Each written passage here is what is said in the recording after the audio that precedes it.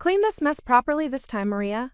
Your incompetence is becoming embarrassing. Victoria Ashford's voice echoed through the marble foyer as she gestured dismissively at the spotless floor I had just finished mopping.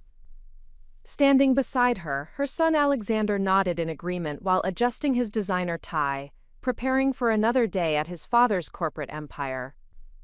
What the Ashford family did not realize as they treated me like disposable help was that in exactly 72 hours, I would be sitting across from them in their father's boardroom as the newly appointed regional director of operations, his daughter, returning home after 15 years to claim my rightful place in the company they thought they owned.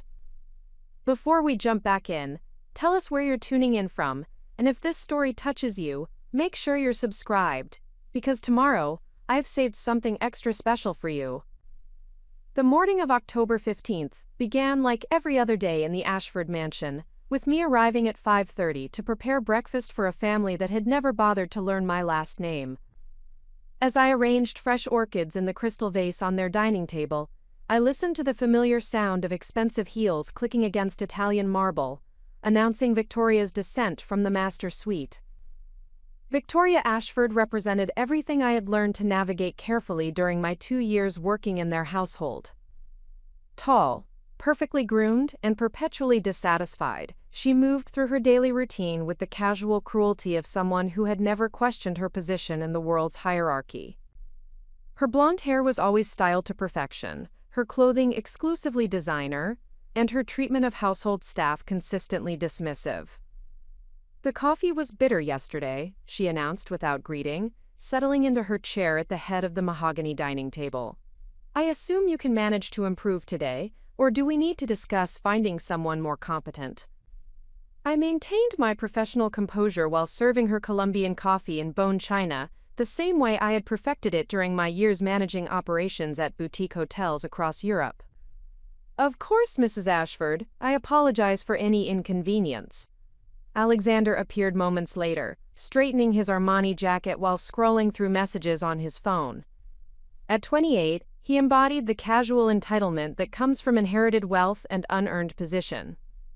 His dark hair was styled with expensive product, his skin maintained through professional treatments, and his attitude shaped by never having faced genuine consequences for his actions. "Mother, did you remember to tell Maria about the dinner party tomorrow? We cannot afford any mistakes with father's business associates attending." He spoke about me as if I were not standing 3 feet away, a habit the family had developed that revealed far more about their character than mine. "Of course, darling. Though I worry about trusting something so important to." Victoria paused, her eyes scanning me with the same expression she might reserve for evaluating a piece of furniture. "Well, we shall see if she can manage something beyond basic cleaning."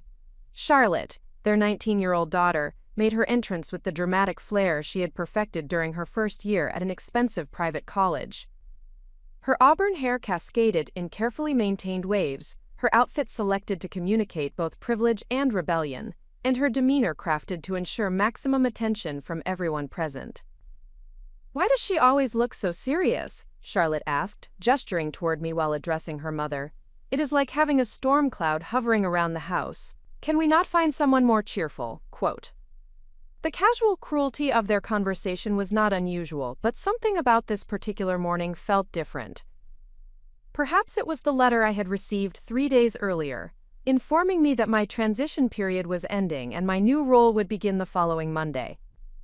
Or perhaps it was the realization that after 2 years of careful observation, I finally understood exactly who the Ashford family truly was beneath their polished exterior. "Maria, ensure the silver is properly polished for tomorrow evening," Victoria continued, her tone suggesting she was conferring a great honor.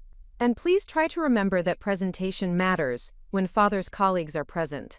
Their opinion of our household reflects directly on our family's reputation." I nodded respectfully while mentally cataloging this conversation, alongside dozens of others that had revealed the family's complete dependence on their father's business success and their total ignorance of how that success was actually generated. They lived in luxury while remaining utterly disconnected from the strategic decisions and operational excellence that funded their lifestyle. The Ashford family inhabited a world of inherited expectations and assumed permanence. built around the success of Ashford Industries, a multinational corporation specializing in luxury hospitality and commercial real estate development. Their mansion in the exclusive Beacon Hill neighborhood of Boston served as both home and symbol of their position within the city's established elite. Richard Ashford, the family patriarch, had built his empire through strategic acquisitions and operational innovations that transformed struggling properties into profitable enterprises. However, his success had created an unexpected consequence. His family had grown so accustomed to luxury that they had lost any understanding of the work required to maintain it. Victoria spent her days managing social calendars and charity committee positions that enhanced her status, but contributed nothing to the family's financial foundation. Alexander held a nominal position within Ashford Industries, but his responsibilities were largely ceremonial, designed to prepare him for eventual leadership, without requiring actual competence or accountability. Charlotte pursued her studies in art history while maintaining an active social media presence that showcased her privileged lifestyle to thousands of followers who envied her seemingly effortless access to luxury experiences and designer fashion. None of them understood that their comfortable existence depended entirely on the continued success of a business empire that required constant strategic attention and operational excellence to remain competitive in an increasingly challenging market. During my 2 years in their household, I had observed family dinners where business topics were discussed with the casual superficiality of people who knew the terminology but not the substance. I had witnessed conversations about quarterly results and market expansion that revealed their fundamental misunderstanding of the challenges facing modern hospitality and real estate development. They spoke about the business as if it were a reliable machine that automatically generated the income necessary to support their lifestyle, rather than a complex enterprise requiring continuous innovation and strategic adaptation to changing market conditions. What the Ashford family could not have known was that my presence in their household was neither accidental nor permanent. My name was Maria Elizabeth Ashford Santos, and I was the daughter Richard Ashford had never publicly acknowledged, raised by my mother Elena Santos in Madrid after a brief but significant relationship that had produced a child he was not prepared to claim. My mother had been a brilliant hospitality executive, working for a European consortium, when she met Richard during his expansion into the Spanish market 26 years earlier. Their relationship had been intense but complicated by the business pressures and cultural differences that ultimately made a permanent union impossible. When I was born, Richard had made financial arrangements to ensure my education and support, but he had chosen to maintain distance from my daily life to avoid complications with his established family in Boston. My mother had agreed to this arrangement, believing it would provide me with opportunities while protecting me from the pressures of being publicly associated with his business empire. Growing up in Madrid, I had received the finest education available, including private tutoring in languages, business strategy, and international relations. My mother had ensured that I understood my heritage while building my own identity and capabilities independent of my father's name and resources. I had earned my bachelor's degree in international business from IE Business School, followed by a master's degree in hospitality management from the prestigious Les Roches in Switzerland. My academic achievements had been supplemented by internships at luxury hotels across Europe, where I had developed expertise in operations management, customer experience design, and strategic planning. For 8 years following my graduation, I had built a successful career managing boutique properties and developing operational strategies for hospitality groups across Spain, France, and Switzerland. My reputation had grown steadily within European hospitality circles, where I was known for my ability to transform underperforming properties into profitable enterprises through innovative approaches to service delivery and operational efficiency. The invitation to join Ashford Industries had come 18 months earlier, delivered through corporate channels without reference to my personal connection to the company's founder. Richard had finally decided that the business required fresh perspective and proven expertise to navigate increasingly complex market challenges. However, he had also made a decision that would prove crucial to understanding his family's true character. He had arranged for me to spend 2 years working anonymously within his household, before revealing my identity and assuming my role within the company. Richard's decision to place me within his family's household had been presented as an opportunity to understand American business culture and family dynamics before assuming significant responsibilities within Ashford Industries. However, I had gradually realized that his true motivation was more complex and more concerning. During our initial conversations conducted through secure communication channels, Richard had expressed growing concerns about his family's preparedness to maintain the business empire he had built. He had begun to question whether their assumptions about inherited success and automatic succession reflected the reality of modern business competition. "I need to understand who they truly are when they believe no one of consequence is watching," he had explained during one of our carefully arranged meetings in neutral locations. "And I need you to understand what you will be working with when you assume leadership responsibilities." The arrangement had provided me with an unprecedented opportunity to observe the family's decision-making processes, their treatment of people they considered beneath their notice, and their understanding of the business that supported their lifestyle. However, it had also required me to endure 2 years of casual dismissal and systematic underestimation. Every morning, I had prepared meals for people who spoke about their superiority while demonstrating their complete dependence on others for basic life management. Every evening, I had cleaned spaces where they had discussed business strategies that revealed their fundamental misunderstanding of market realities and competitive pressures. I had listened to Victoria plan social events that cost more than most families' annual income while complaining about the incompetence of people whose work made her lifestyle possible.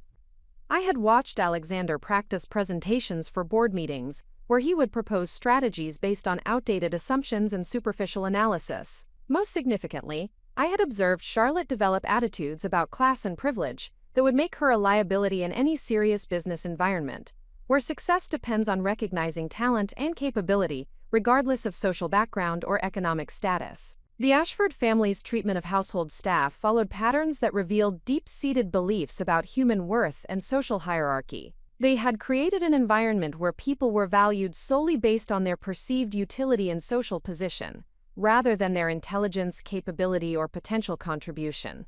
Victoria consistently addressed me with the tone reserved for addressing children or pets, using simple language and explicit instructions for tasks that required significant skill and judgment. She had never acknowledged that maintaining their household to their exacting standards required expertise in menu planning, inventory management, vendor coordination, and quality control that exceeded the complexity of many business operations. "Maria, when you dust the library, please be careful around the books. Some of them are quite valuable, though I suppose you would not understand their significance," she had said on numerous occasions, apparently unaware that I had read most of their collection during my off hours and could have provided detailed analysis of their historical and literary importance. Preparing and narrating this story took us a lot of time, so if you are enjoying it, subscribe to our channel. It means a lot to us. Now back to the story. Alexander's approach was characterized by casual dismissal, combined with periodic attempts to establish his authority through unnecessary corrections and demands for information he could have obtained more efficiently through other means. He seemed to derive satisfaction from demonstrating his position in the household hierarchy through interactions that served no practical purpose beyond establishing dominance. "Maria, I will need my blue suit pressed for tomorrow's meeting. Please ensure it is perfect, as I will be representing the family's interests in important negotiations," he would announce, apparently believing that his clothing selection required explanation or that I needed motivation to perform work I had been executing flawlessly for 2 years. Charlotte's behavior was perhaps the most revealing, as she had developed habits of casual cruelty that seemed designed to establish her superiority through the diminishment of others. She would leave deliberate messes while commenting on the challenges of finding good help or make requests for services immediately after I had completed similar tasks, apparently for the satisfaction of asserting her authority. "Oh, Maria, I forgot to mention that I spilled something in my room yesterday. I hope you can manage to clean it properly, as the carpet was quite expensive," she would say with false sweetness, knowing that any damage would be attributed to my negligence rather than her carelessness. As my observation period continued, I had begun to recognize that the Ashford family's behavior was not merely unpleasant, but strategically dangerous for their long-term security. Their attitudes and assumptions were creating vulnerabilities that could threaten their position within both their social circle and their business environment.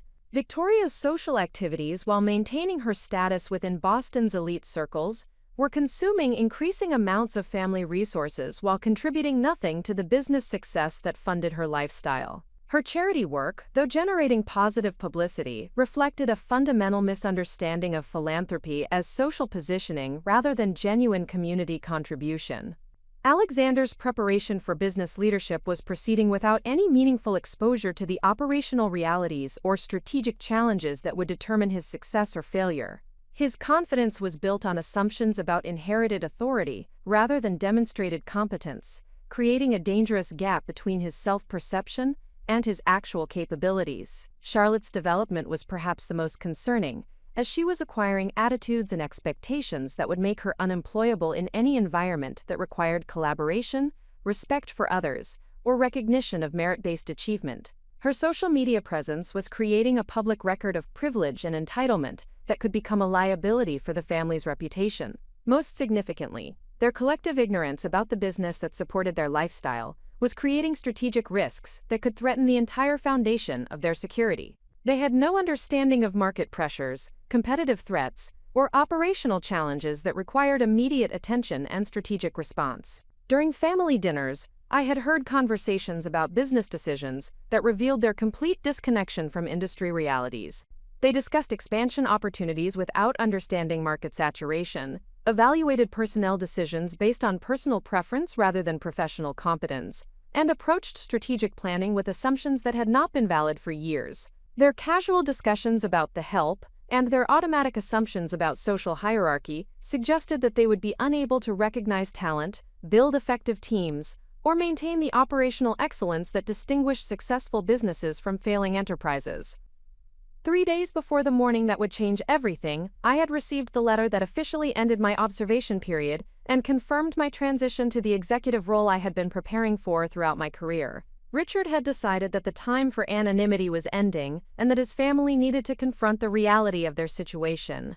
The letter had been brief but comprehensive, outlining my new responsibilities as Regional Director of Operations and confirming my authority over all aspects of the company's East Coast hospitality portfolio. More importantly, it had established the timeline for revealing my identity to his family and integrating me into the corporate leadership structure they had assumed would automatically belong to them.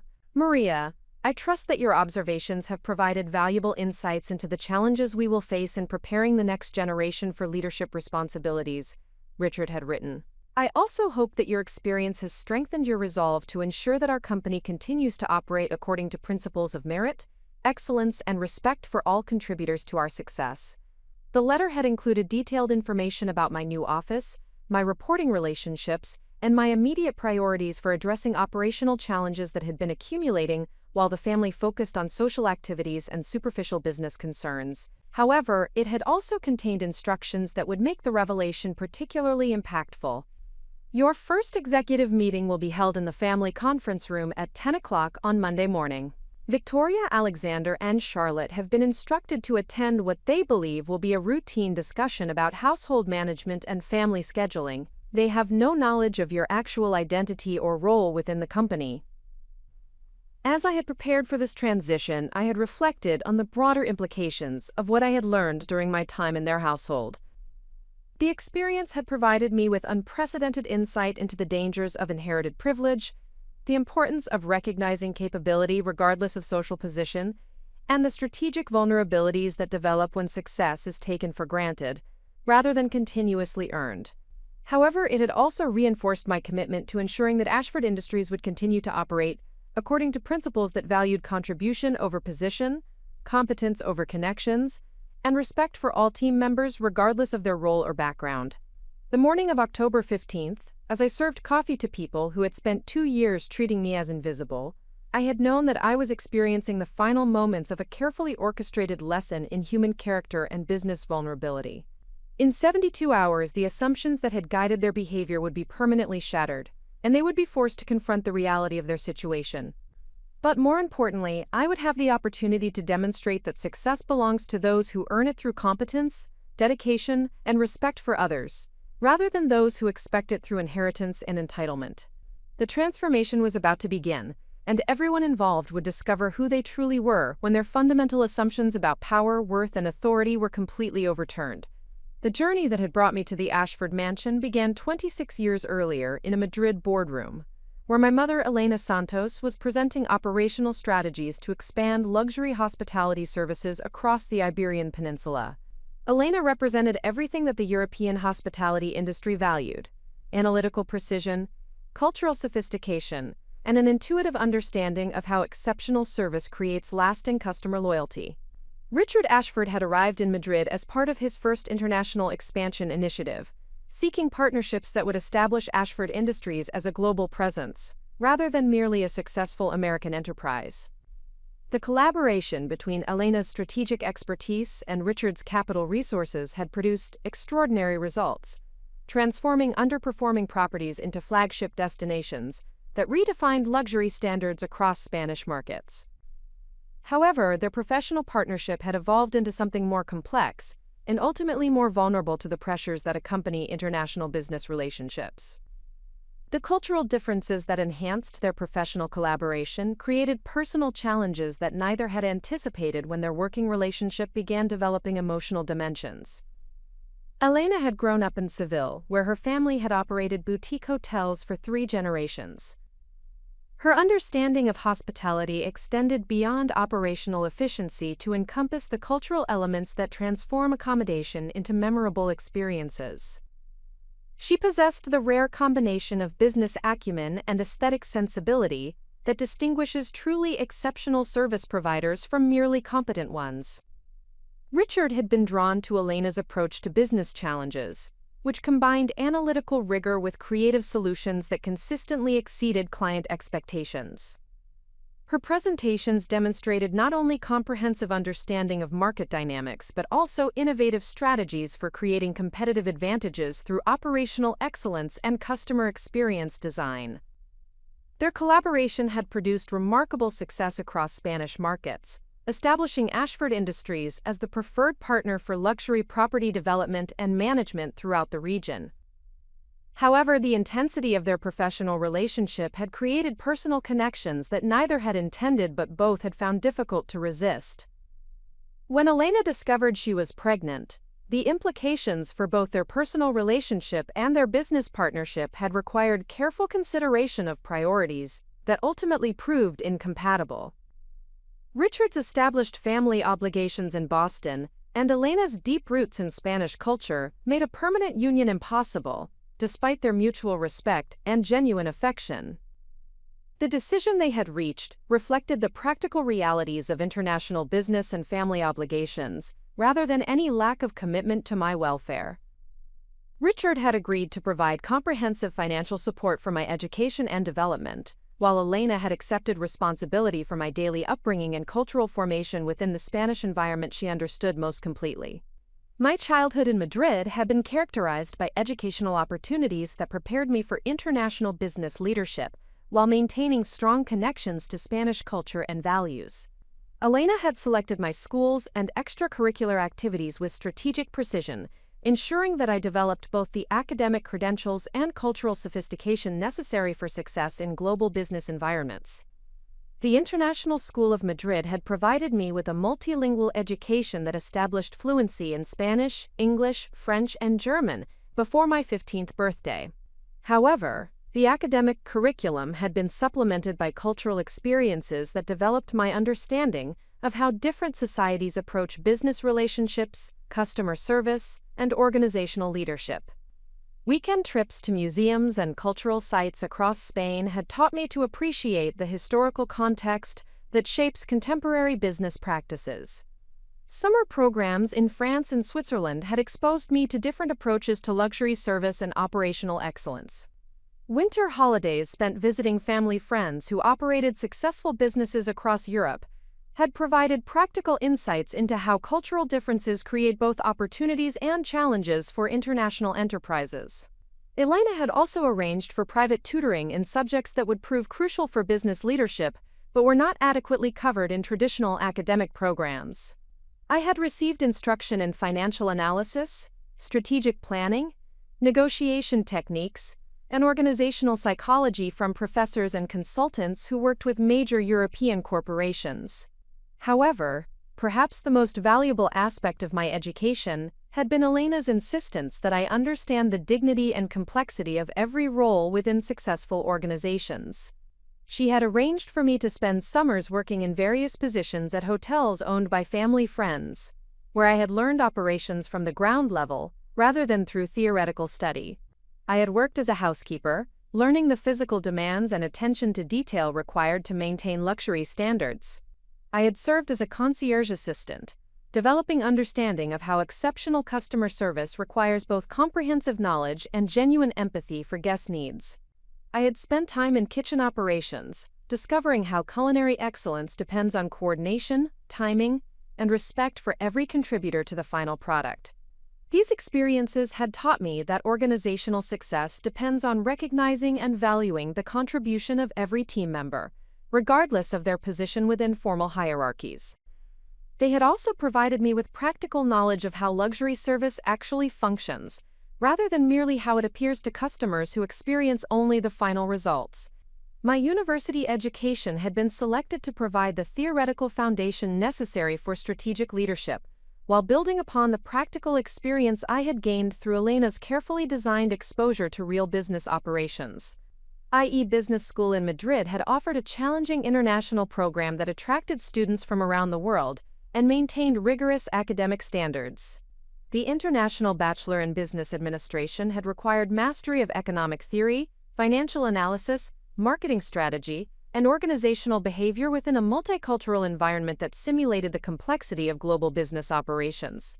However, the program had also emphasized practical application through consulting projects with actual companies facing real strategic challenges.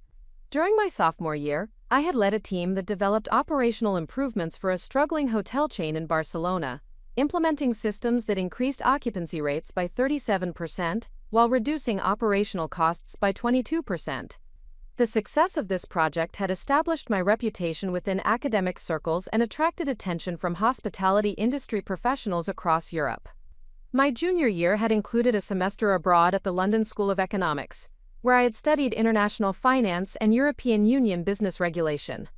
This experience had provided crucial understanding of how regulatory environments shape business strategy, and how successful companies adapt their operations to comply with different legal frameworks while maintaining competitive advantages.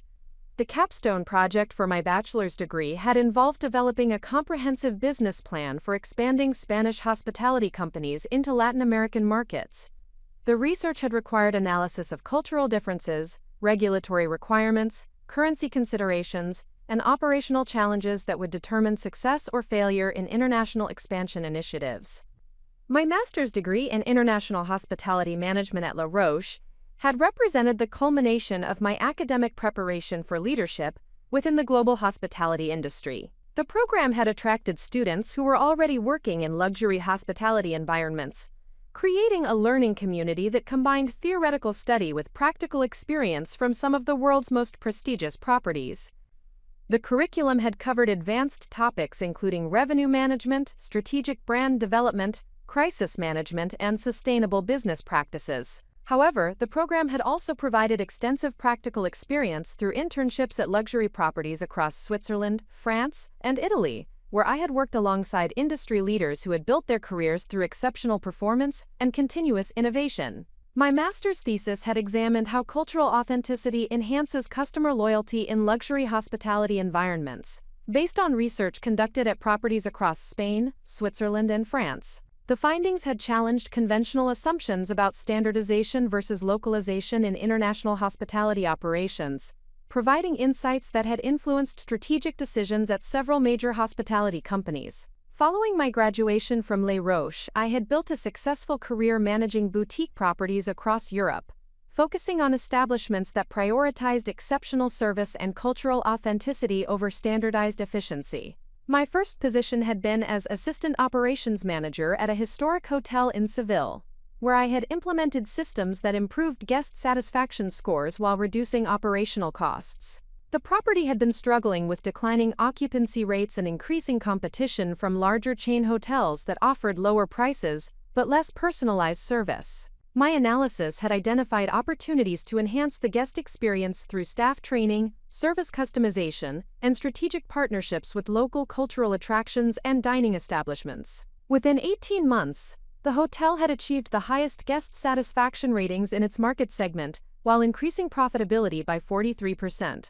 The success had attracted attention from hospitality industry publications and had established my reputation as someone who could generate exceptional results through innovative approaches to traditional operational challenges. My second position had been as operations manager for a luxury resort in the French Alps, where I had overseen all aspects of guest services, staff management, and facility operations during peak skiing seasons. The role had required coordination of complex logistics involving seasonal staffing, weather-dependent activities, and high-expectation clientele from around the world. The challenge had been particularly complex because the resort attracted guests who expected both luxury accommodations and authentic alpine experiences.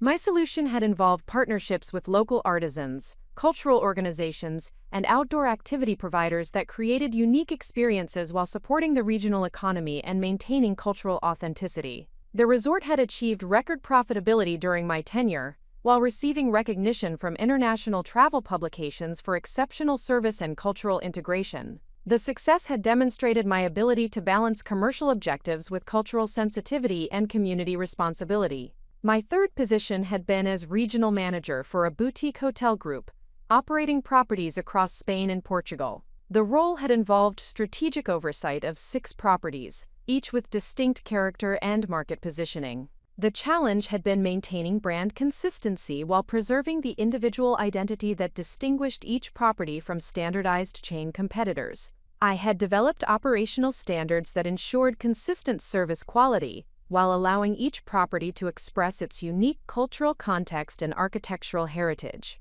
The approach had required extensive staff training, customized service protocols, and strategic marketing that highlighted both shared brand values and individual property characteristics. During my 3 years in this role, the hotel group had expanded from 6 to 12 properties while maintaining the highest customer satisfaction ratings in their market segments. The success had attracted acquisition interest from major international hospitality companies, validating the strategic approach I had developed for balancing consistency with authenticity. The initial contact from Ashford Industries had arrived through conventional business channels, presented as a strategic consulting opportunity rather than a family reunion. Richard had arranged for the invitation to be extended through industry contacts who were unaware of our personal connection, ensuring that my consideration of the opportunity would be based on professional rather than emotional factors. The position description had outlined responsibilities for developing operational strategies to enhance performance across Ashford Industries' East Coast hospitality portfolio. The properties included historic hotels in Boston, luxury resorts along the Maine coast, and urban boutique establishments in New York and Philadelphia that were struggling to maintain competitive advantages in increasingly challenging markets. The challenge had been immediately appealing because it represented an opportunity to apply European approaches to operational excellence within American market contexts that offered different regulatory environments, customer expectations, and competitive dynamics. The scope of responsibility had also been substantially larger than my previous roles, involving properties with combined annual revenues exceeding $200 million.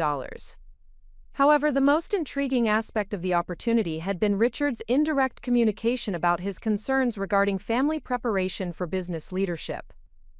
His carefully worded inquiries about organizational development and succession planning had suggested that he was questioning whether his children possessed the knowledge and character necessary to maintain the business empire he had built. Our initial meeting had been arranged in London, where Richard was attending an international real estate conference, and I was visiting potential partners for hotel group expansion initiatives. The conversation had lasted 4 hours and had covered business strategy, family dynamics, and the challenges facing family-owned enterprises in competitive global markets. Richard had explained that his children had grown up with advantages that had insulated them from understanding the work required to generate those advantages. He had expressed concern that their assumptions about inherited success were creating vulnerabilities that could threaten the long-term sustainability of Ashford Industries. However, he had also revealed that he had been following my career development through industry contacts and publications, taking pride in my achievements while respecting the boundaries Elena had established regarding his involvement in my upbringing. He had collected articles about my successful projects and had received reports about my reputation from business leaders who had worked with me across Europe. The proposal he had presented was complex and unprecedented. He had wanted me to spend 2 years working anonymously within his household before assuming executive responsibilities within Ashford Industries. The arrangement would provide me with intimate understanding of his family's character while allowing him to observe their behavior when they believed no one of consequence was watching. The decision to accept Richard's unusual proposal had required careful consideration of both professional opportunities and personal implications. The executive position at Ashford Industries represented a significant advancement in responsibility and compensation, with the potential to establish my reputation within American hospitality markets and create opportunities for future entrepreneurial ventures. However, the requirement to work anonymously as household staff presented challenges that extended beyond mere inconvenience. I would be accepting systematic dismissal and casual cruelty from people who shared my genetic heritage but had no knowledge of my identity or achievements. The psychological demands of maintaining professional composure while enduring such treatment would require emotional discipline that I had never previously needed to develop. Elena had provided crucial guidance during my decision-making process, drawing upon her experience with complex family dynamics and international business relationships. She had emphasized that the opportunity represented not merely professional advancement, but also the chance to understand and potentially influence the character development of family members whose attitudes and behaviors would affect the business legacy that Richard was hoping to preserve. She had also pointed out that the experience would provide me with unprecedented insight into how privilege and entitlement shape decision-making processes and interpersonal relationships. This understanding would prove invaluable for leadership roles that required managing diverse teams and building organizational cultures that recognize and develop talent regardless of social background or economic status. The decision had ultimately been influenced by my recognition that the experience would test and strengthen character qualities that are essential for effective leadership, but difficult to develop through conventional career progression. The ability to maintain dignity and purpose while enduring systematic underestimation would demonstrate resilience and emotional intelligence that distinguish exceptional leaders from merely competent managers. I had also been motivated by the opportunity to gather information that could help prevent the destruction of a business empire that employed thousands of people and supported countless families through direct employment and vendor relationships. If Richard's children were indeed as unprepared for leadership as he suspected, their eventual assumption of control could threaten the economic security of everyone who depended on Ashford Industries for their livelihood. The transition from successful hospitality executive to anonymous household staff had required careful preparation that extended far beyond learning domestic skills. I had needed to develop a completely different public persona while maintaining the internal strength and strategic thinking that would be necessary for eventual emergence as a business leader. The first challenge had been acquiring the practical skills necessary to perform household duties to the exacting standards that wealthy families expect from domestic staff. While my hotel experience had provided understanding of luxury service standards, managing a private household required different techniques and attention to details that are invisible to most property guests. I had spent 6 weeks training with Elena's cousin Carmen, who managed households for wealthy families in Madrid, and had developed expertise in the specific skills required for maintaining luxury private residences. Carmen had taught me advanced techniques for cleaning delicate fabrics, maintaining valuable artwork, preparing formal dinners, and coordinating complex schedules, while remaining diplomatically invisible. However, the more challenging preparation had involved developing the psychological strategies necessary to maintain composure and dignity, while accepting treatment that contradicted everything I knew about my actual capabilities and achievements. I had worked with Elena to develop mental frameworks that would allow me to separate my true identity from the role I would be performing. The approach we had developed involved treating the experience as an extended consulting assignment where my objective was gathering information rather than seeking approval or recognition. I would focus on observing and documenting family dynamics, decision-making processes, and attitudes toward business operations, while viewing their dismissive treatment as evidence of their character rather than reflection of my worth.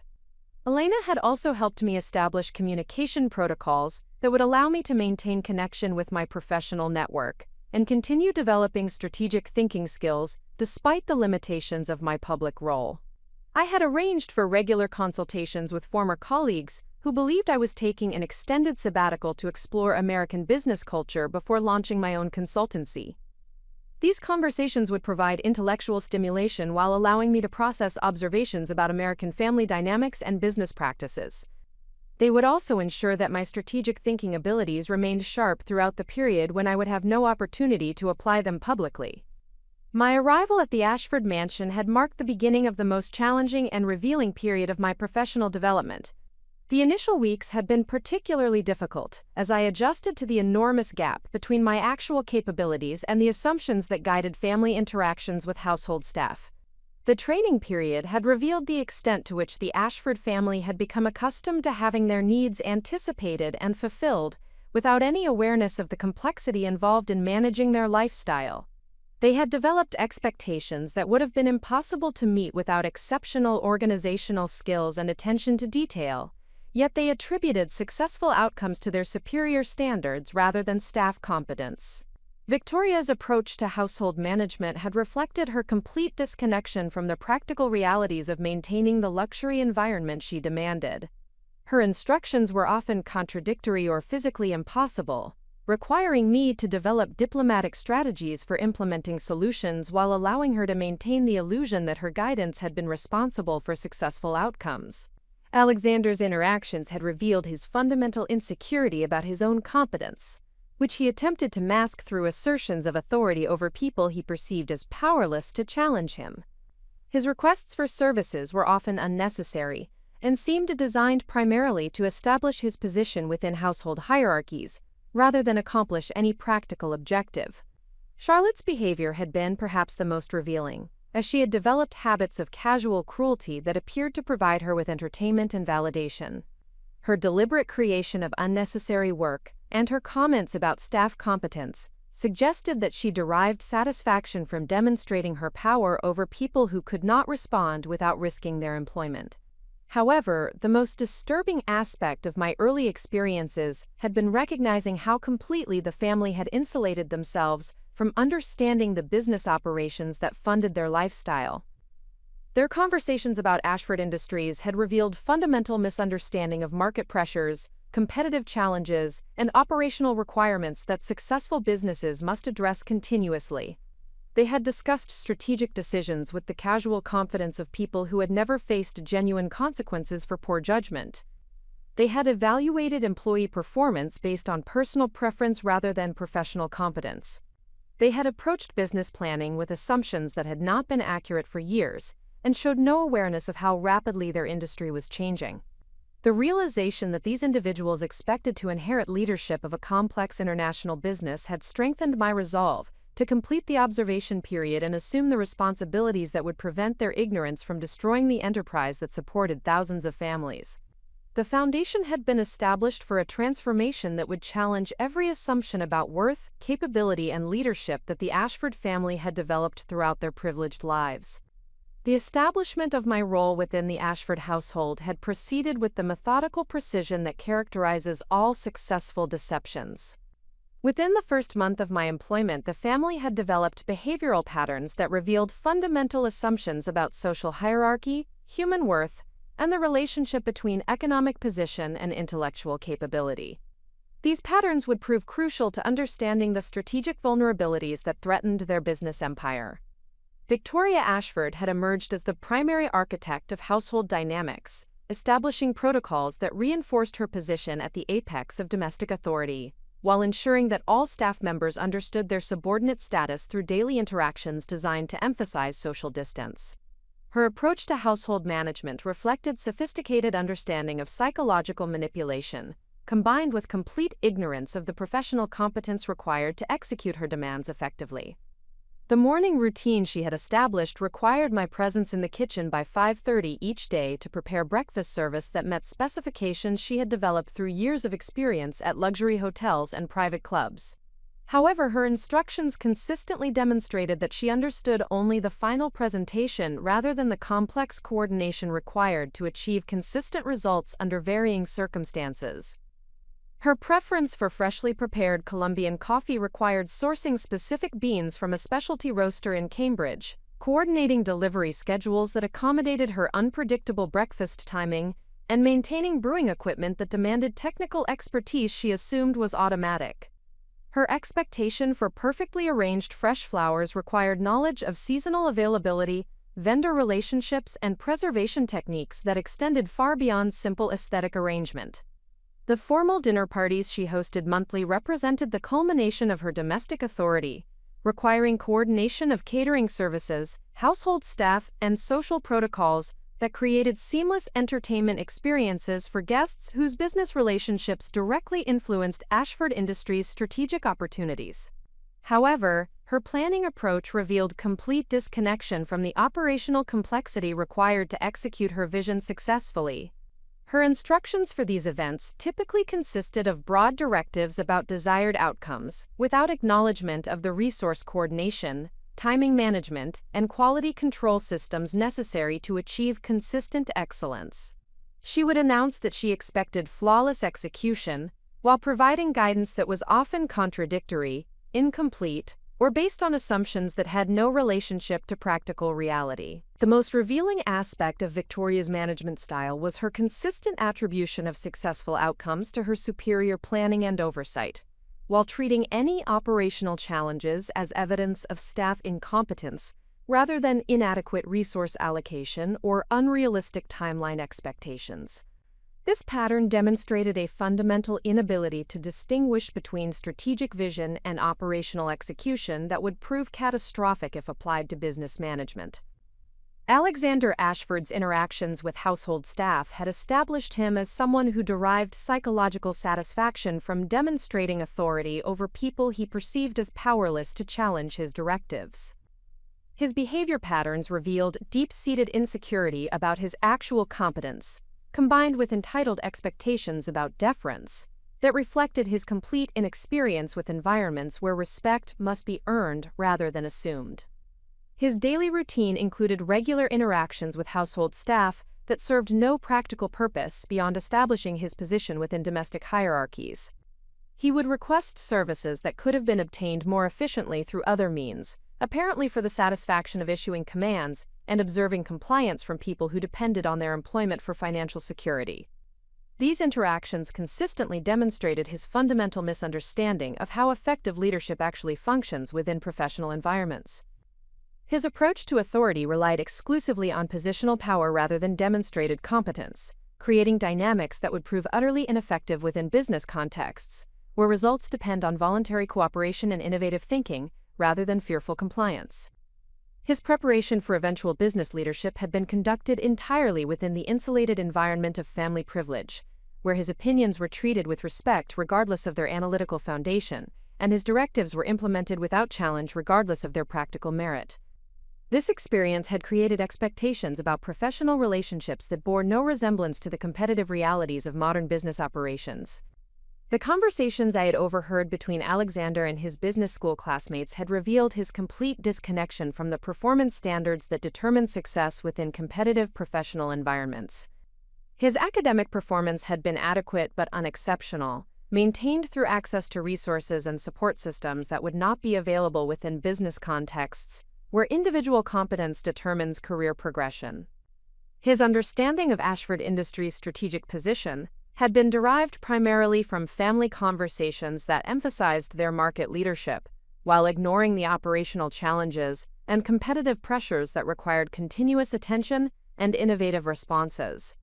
His confidence about eventual succession was based on inheritance expectations rather than demonstrated ability to generate results under pressure. The most concerning aspect of Alexander's character development was his apparent inability to recognize competence or valuable contribution from people whose social position he considered inferior to his own.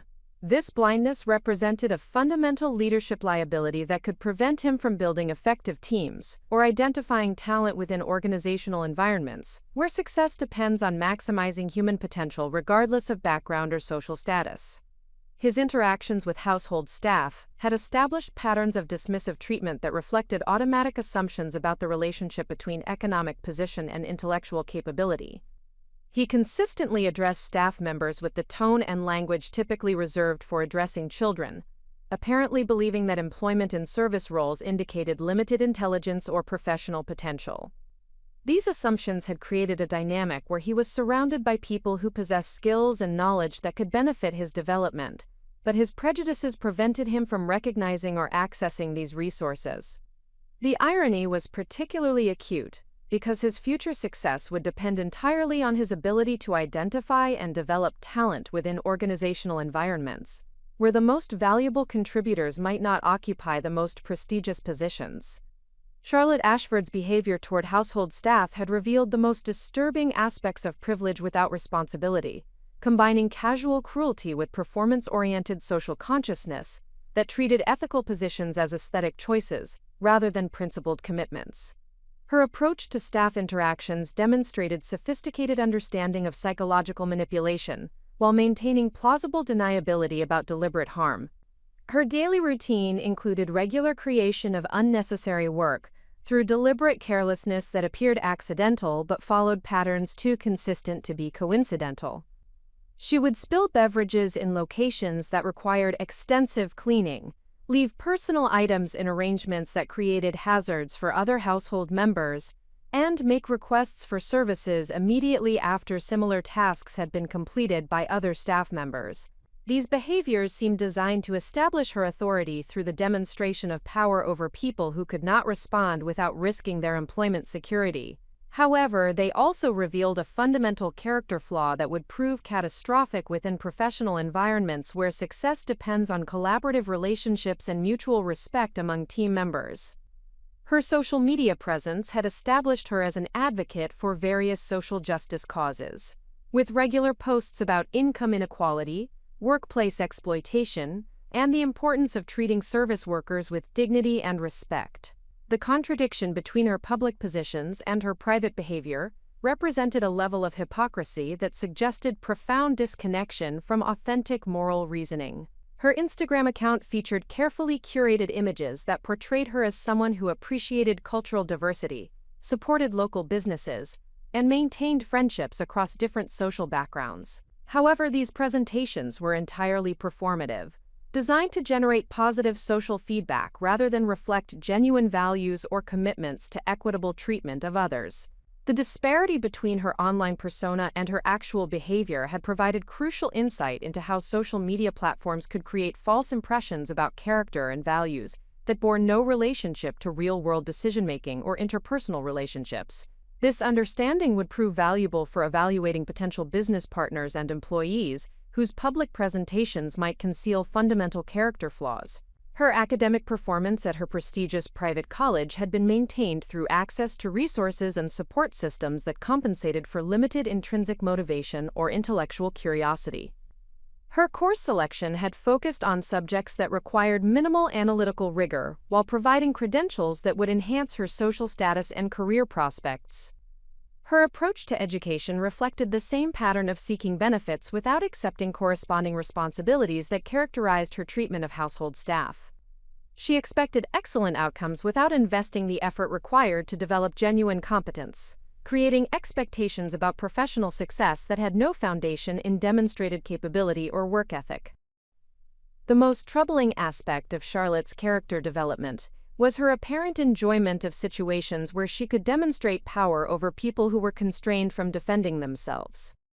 This tendency suggested psychological patterns that would make her unsuitable for leadership roles requiring ethical decision-making or responsibility for employee welfare within competitive business environments. The family's evening discussions about Ashford Industries had provided unprecedented insight into their collective understanding of the business operations that supported their lifestyle. These conversations had revealed fundamental misunderstanding of market dynamics, competitive pressures, and operational requirements that distinguished successful enterprises from failing businesses. Victoria's contributions to business discussions had consistently focused on social and aesthetic considerations, while ignoring financial performance or strategic positioning.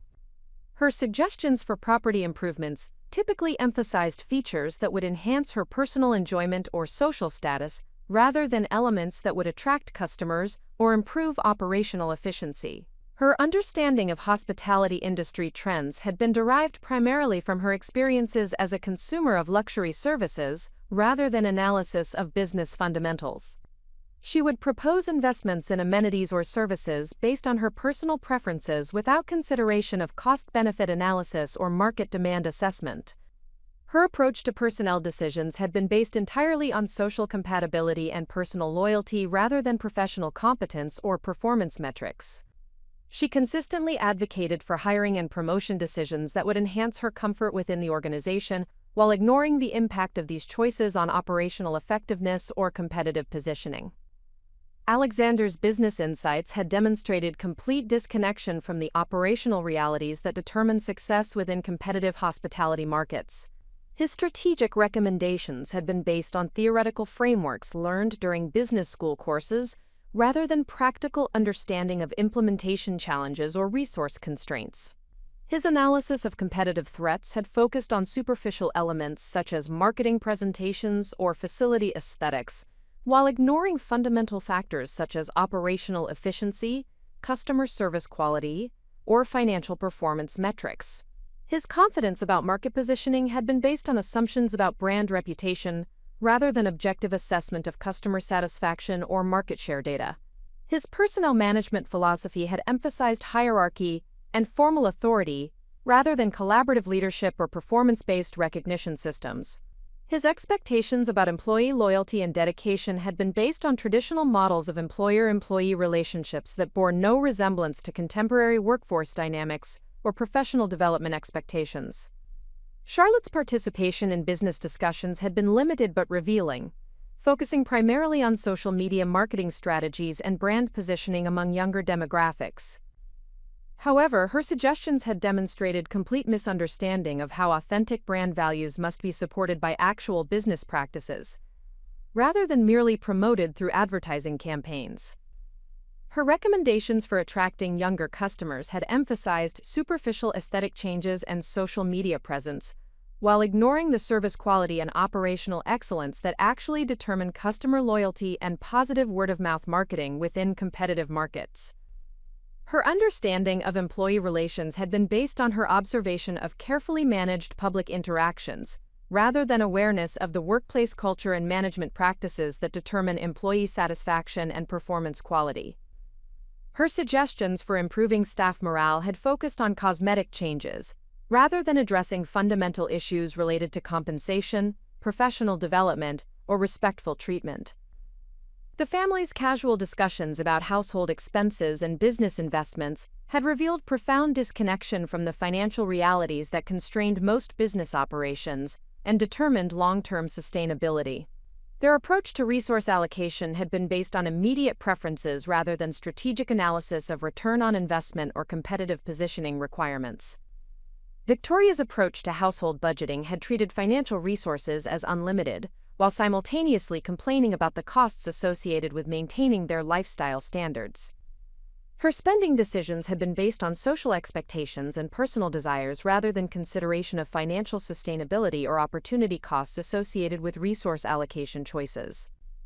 Her understanding of business investment principles had been limited to aesthetic and social considerations while ignoring fundamental financial metrics such as revenue generation potential, operational cost implications, or competitive positioning benefits. Her advocacy for specific projects had been based on personal preferences rather than objective analysis of business benefits. Alexander's financial analysis capabilities had been adequate for academic exercises, but completely inadequate for real-world business decision-making that required consideration of multiple variables and uncertain outcomes. His investment recommendations had been based on simplified models that ignored the complexity and risk factors that characterize actual business environments. His understanding of cash flow management had been theoretical rather than practical, based on textbook examples rather than experience with the operational challenges that determine financial sustainability within competitive markets. His confidence about financial projections had been based on optimistic assumptions, rather than realistic assessment of market conditions and implementation challenges. Charlotte's relationship with money had been characterized by complete disconnection from earning requirements or resource constraints. Her spending patterns had reflected expectations about unlimited availability of financial resources combined with no understanding of the work required to generate those resources through successful business operations. Her suggestions for business improvements had consistently required significant financial investments without corresponding analysis of revenue generation potential or competitive advantages that would justify the expenditure.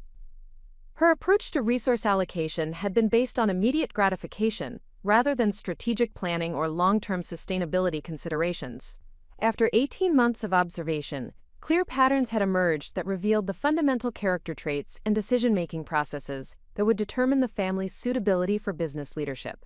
These patterns had provided crucial insight into the strategic vulnerabilities that threatened Ashford Industries' long-term sustainability and competitive positioning. The family's collective approach to problem-solving had been characterized by immediate focus on superficial symptoms rather than systematic analysis of underlying causes or structural issues. Their solutions had typically involved spending money or delegating responsibility, rather than developing innovative approaches or implementing systematic improvements. Their personnel management philosophy had been based on social hierarchy and personal loyalty, rather than professional competence and performance metrics. Their expectations about employee dedication and performance had been based on traditional authority relationships, rather than contemporary understanding of motivation and professional development. Their customer service philosophy had been based on their personal preferences and social expectations, rather than systematic analysis of customer needs and market positioning requirements. Their approach to service quality had emphasized aesthetic presentation rather than operational excellence or customer satisfaction measurement. Their financial management approach had been based on historical precedent and family tradition, rather than contemporary analysis of market conditions and competitive pressures. Their investment decisions had been based on personal preferences rather than strategic analysis of return on investment or competitive positioning benefits.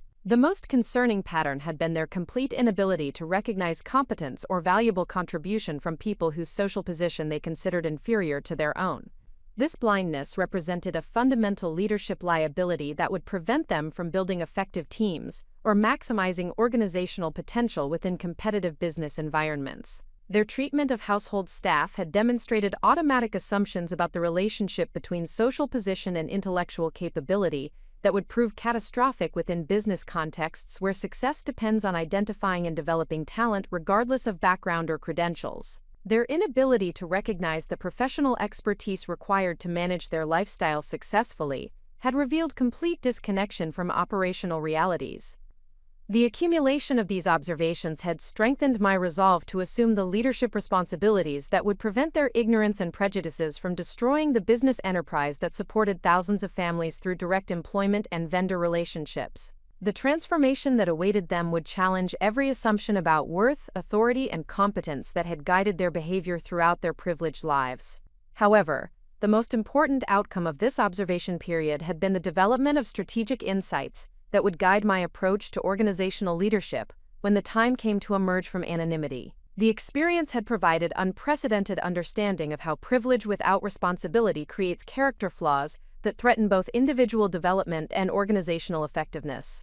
This knowledge would prove invaluable for creating management systems that recognize and develop potential regardless of social background, while ensuring that leadership positions are occupied by individuals who possess the character traits and professional competencies necessary for success within competitive business environments. The Ashford family's social and professional circle had provided crucial context for understanding the broader system of privilege and assumption that enabled their dysfunctional approach to leadership and human relationships. Through careful observation of their interactions with friends, business associates, and service providers, I had gained comprehensive insight into how systematic underestimation functions within established social hierarchies and professional networks. Dr. Margaret Whitmore represented the apex of the family's social aspirations, serving as both personal physician and social arbiter for Boston's established elite families. Her medical practice catered exclusively to wealthy clients who valued discretion and personal attention over clinical excellence or innovative treatment approaches. Her relationship with the Ashford family illustrated how professional competence becomes secondary to social compatibility within insulated privileged circles. Victoria's monthly appointments with Dr. Whitmore served primarily social rather than medical functions, providing opportunities to discuss family developments and social positioning within the context of confidential medical consultations. These interactions had revealed Victoria's deep insecurity about maintaining her status within competitive social hierarchies, where wealth alone was insufficient to guarantee acceptance or respect. Dr. Whitmore's approach to patient care emphasized comfort and reassurance rather than accurate diagnosis or challenging treatment recommendations. Her medical advice consistently reinforced her patients' existing preferences, while avoiding difficult conversations about lifestyle changes or health risks that might create discomfort or require behavioral modifications. Her willingness to accommodate the family's scheduling preferences and social requirements had established her as an enabler of their entitled expectations rather than a professional advocate for their health and well-being. Her approach to medical practice provided a template for understanding how service providers within privileged circles often compromise professional standards to maintain lucrative client relationships. However, Dr. Whitmore's interactions with household staff during her visits had revealed her complete adoption of the family's assumptions about social hierarchy and human worth. She consistently treated staff members as invisible or incompetent, despite their obvious professionalism and attention to detail in accommodating her complex scheduling requirements and special requests. Her medical training and professional experience should have provided her with understanding of human dignity and the importance of respectful treatment, regardless of social position. Instead, her behavior demonstrated how proximity to wealth and privilege can corrupt professional judgment and ethical reasoning, leading educated individuals to abandon fundamental principles of human respect. The most revealing aspect of Dr. Whitmore's character was her complete failure to recognize the professional competence required to manage the complex household operations that accommodated her visits. Her casual dismissal of staff capabilities while simultaneously depending on their expertise illustrated the cognitive dissonance that characterizes many privilege-adjacent professionals who benefit from systematic inequality while maintaining their moral superiority. Jonathan Pemberton served as the family's primary legal advisor, representing Ashford Industries in various corporate matters while maintaining personal relationships that blurred professional and social boundaries. His law practice specialized in serving established Boston families whose business interests required discreet handling of complex financial and legal arrangements. Pemberton's approach to legal representation emphasized client comfort and preference over rigorous legal analysis or challenging recommendations that might create conflict or require difficult decisions.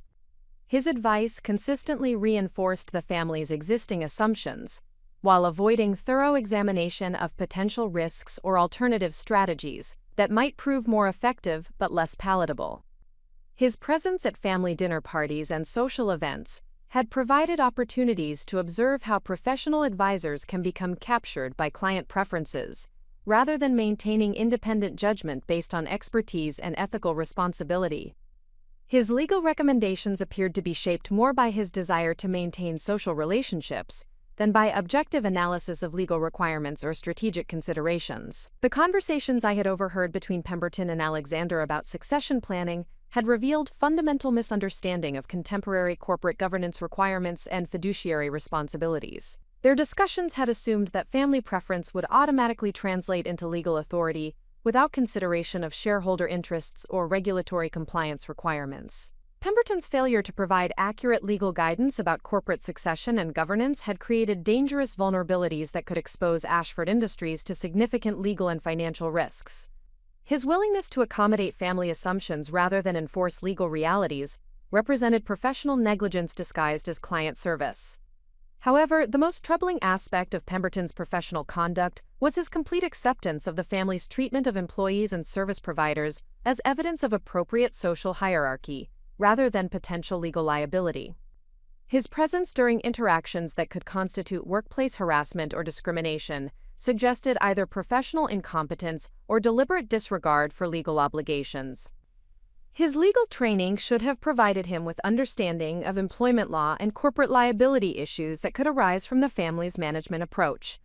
Instead, his behavior suggested that social compatibility had completely supplanted professional judgment in his relationship with the Ashford family. Charles Morrison served as the family's financial advisor, managing investment portfolios and providing guidance about wealth preservation strategies that would maintain their lifestyle while protecting their assets from market volatility or economic uncertainty. His financial services firm specialized in serving high-net-worth families whose investment needs emphasized stability over growth or innovation. Morrison's investment philosophy reflected conservative approaches that prioritized capital preservation over performance optimization, creating portfolios that generated steady returns while avoiding the risks associated with emerging markets or innovative investment strategies. His recommendations consistently reinforced the family's preference for traditional investment approaches while avoiding challenging discussions about diversification or risk management.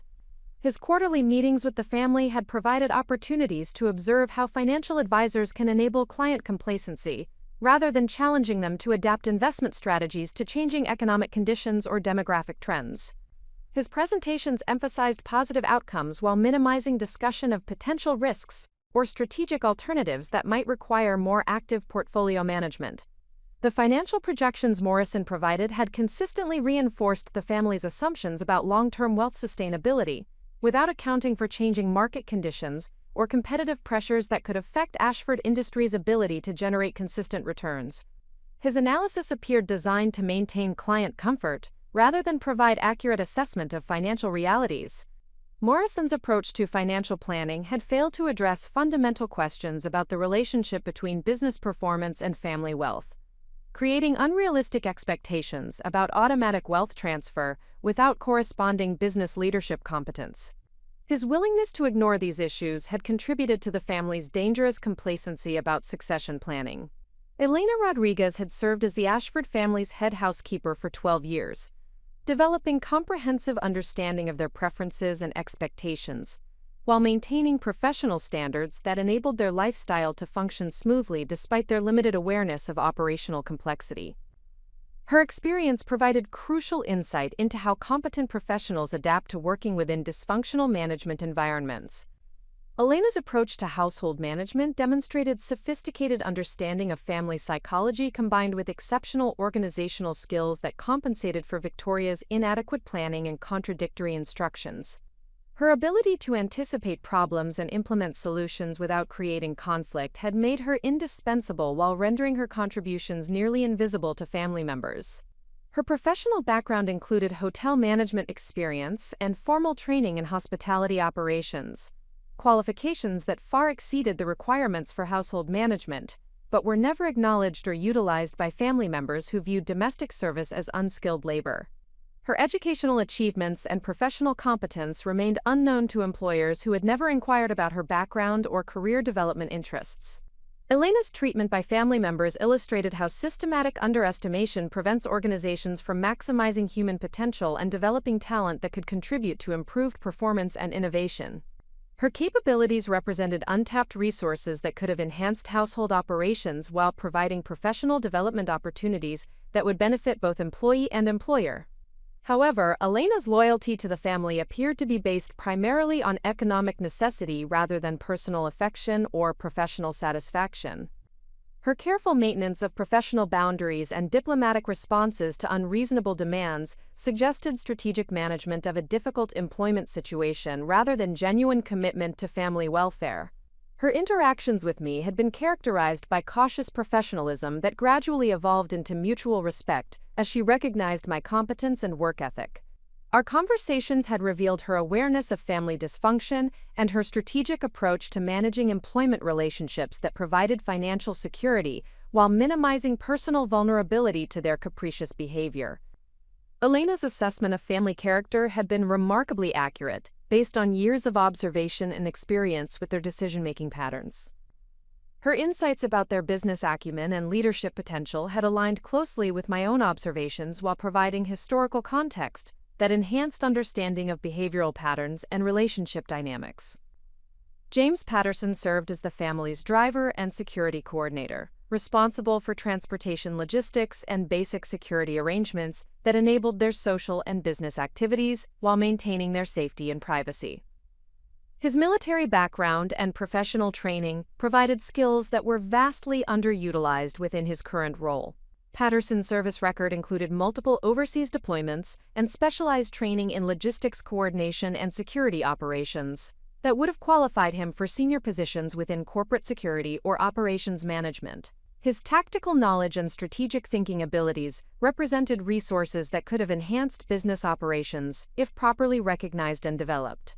His interactions with family members demonstrated patient professionalism despite their consistent failure to acknowledge his expertise or experience. His recommendations about security protocols and travel logistics were routinely ignored or modified based on convenience rather than safety considerations, revealing their casual disregard for professional judgment. Patterson's observations about family vulnerability and security risks had been comprehensive and accurate, based on professional training and experience that enabled him to identify potential threats and operational weaknesses that escaped family attention.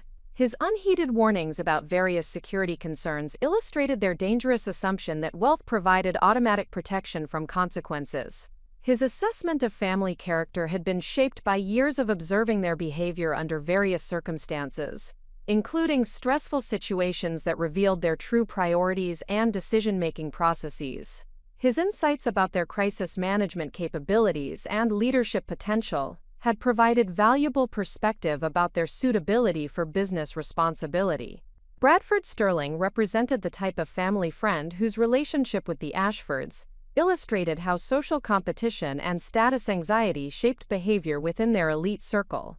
His inherited wealth and social position created both friendship and rivalry dynamics that influenced family decision-making and strategic planning in ways that often contradicted business logic. Sterling's approach to wealth management and business operations provided constant comparison points that affected family perceptions of their own success and strategic positioning. His investment choices and lifestyle decisions created pressure for the Ashfords to maintain competitive social standing through spending and business decisions that prioritized appearance over performance. His business ventures included several failed enterprises that had been sustained through family wealth rather than operational success, creating unrealistic expectations about the relationship between social position and business competence. His casual dismissal of market forces and competitive pressures had reinforced similar attitudes within the Ashford family. Sterling's treatment of service providers and employees demonstrated the same patterns of automatic assumption and casual dismissal that characterized the Ashford family's approach to human relationships. His behavior provided social validation for their treatment of household staff, while normalizing attitudes that would prove catastrophic within competitive business environments. Priscilla Hartwell represented the female social dynamics that influenced Victoria's approach to status competition and lifestyle management.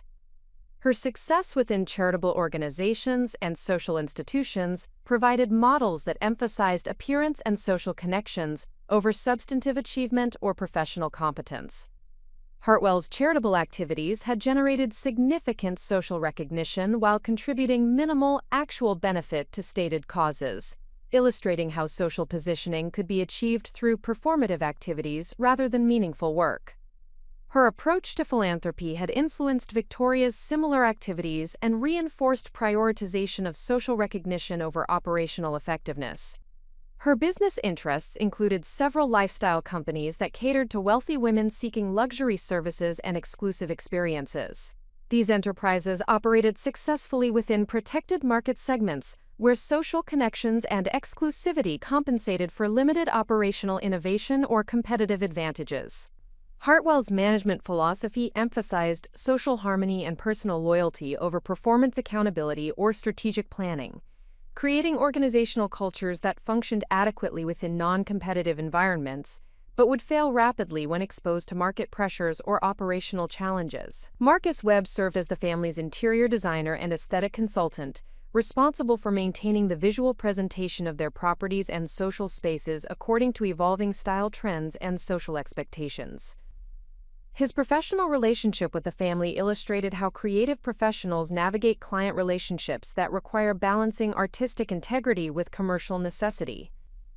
Webb's design expertise included comprehensive understanding of historical architectural elements and contemporary aesthetic trends that enabled him to create sophisticated interior environments that reflected both classical elegance and modern functionality.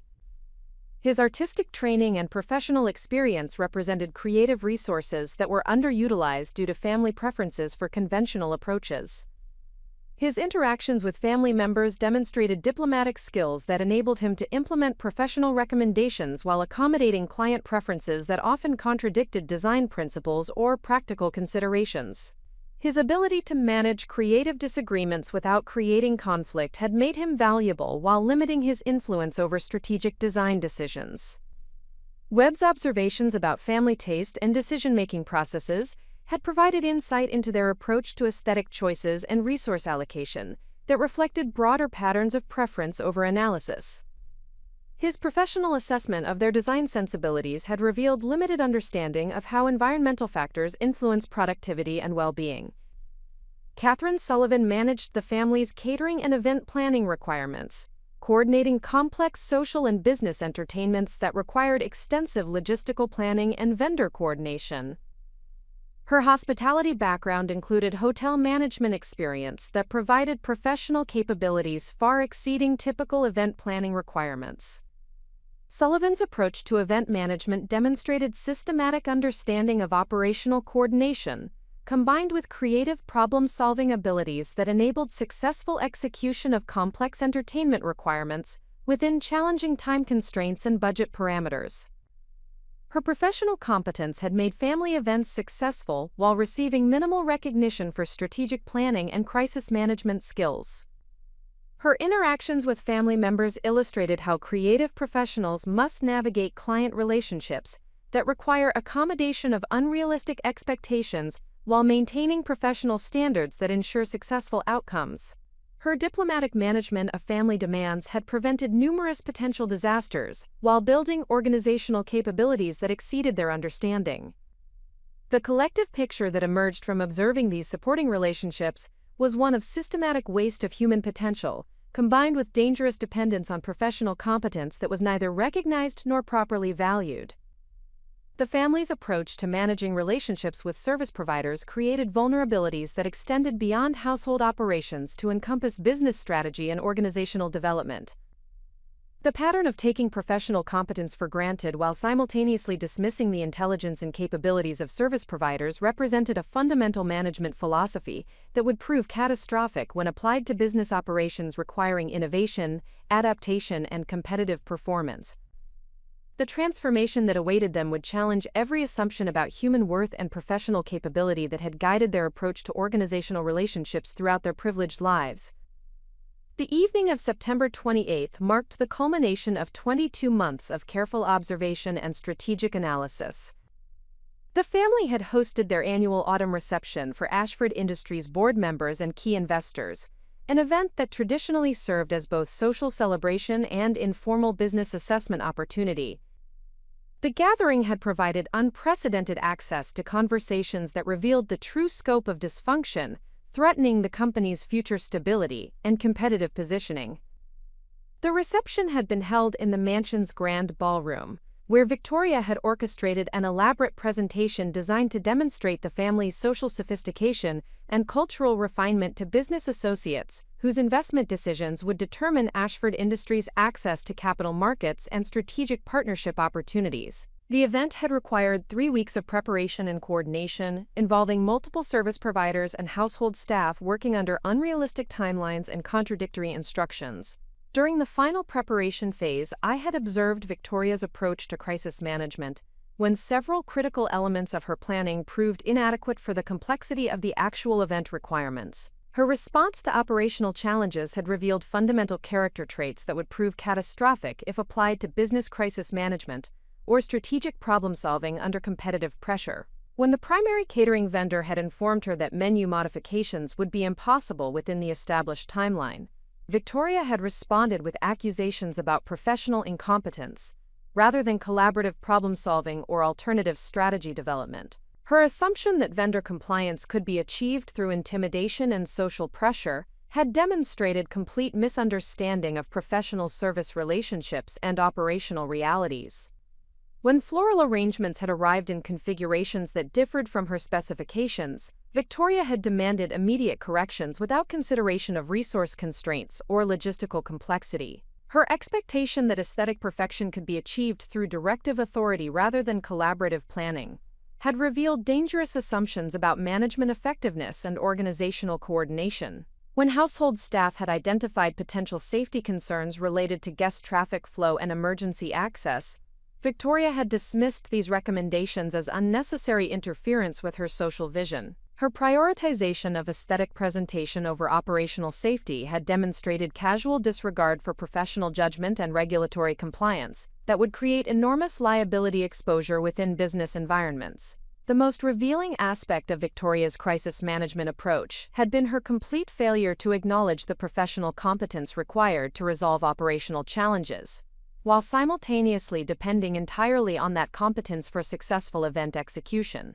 Her ability to take credit for positive outcomes while attributing problems to staff incompetence had illustrated fundamental character flaws that would prove devastating within competitive business environments requiring accountability and collaborative leadership.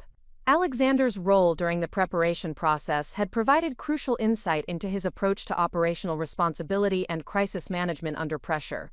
His contributions had consisted primarily of criticism and directive authority, without corresponding knowledge of implementation requirements or resource coordination challenges. His interactions with service providers had demonstrated complete disconnection from operational realities, combined with entitled expectations about automatic compliance with his preferences, regardless of practical constraints or professional expertise. His assumption that management authority consisted entirely of issuing directives without understanding execution requirements had revealed fundamental unsuitability for business leadership within competitive environments. His response to logistical challenges had been to delegate responsibility while maintaining oversight authority that created additional coordination complexity without contributing problem-solving capability or strategic value. His management philosophy appeared to be based on avoiding personal accountability while claiming credit for successful outcomes achieved through other people's competence and effort.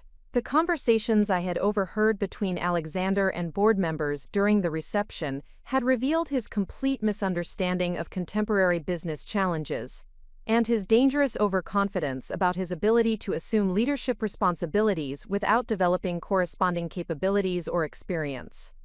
The reception had attracted 12 board members and senior advisors whose investment decisions and strategic guidance would determine Ashford Industries' competitive positioning and long-term sustainability within rapidly evolving hospitality markets. Their conversations had provided unprecedented insight into their growing concerns about family leadership capabilities and succession planning adequacy. Robert Henley, the lead independent director, had served on Ashford Industries' board for 8 years and possessed comprehensive understanding of hospitality industry trends and competitive dynamics. His background included executive leadership positions at major hotel chains and strategic consulting roles that had provided expertise in operational excellence and market positioning strategies. Henley's private conversations with other board members had revealed serious concerns about the family's preparedness for leadership transition and their understanding of strategic challenges facing the hospitality industry. His assessment of Alexander's business acumen had been diplomatically negative, emphasizing the gap between his confidence and his demonstrated capabilities. His analysis of company performance had identified operational inefficiencies and strategic vulnerabilities that required immediate attention and innovative solutions. His recommendations for addressing these challenges had emphasized the need for professional management expertise and systematic operational improvements that would require leadership capabilities the family had not demonstrated. Henley's concerns extended beyond operational performance to encompass governance issues and fiduciary responsibilities that would become critical during leadership transition. His assessment of family decision-making processes had identified patterns of preference-based choices rather than analysis-driven strategies that would prove inadequate for competitive business environments. Patricia Chen, the chief financial officer of a major hospitality investment fund, had provided external perspective about Ashford Industries' market positioning and competitive performance relative to industry benchmarks and emerging market trends. Her analysis had revealed declining performance metrics and strategic positioning challenges that required immediate strategic response. Chen's assessment of company financial management had identified concerning trends in operational efficiency and revenue optimization that suggested systematic management problems rather than temporary market challenges. Her recommendations for performance improvement had emphasized the need for leadership capabilities focused on operational excellence and strategic innovation. Her conversations with other board members had revealed growing investor concerns about management succession and family leadership capabilities. Her professional assessment had concluded that continued family control without corresponding professional competence development would threaten investment returns and competitive positioning.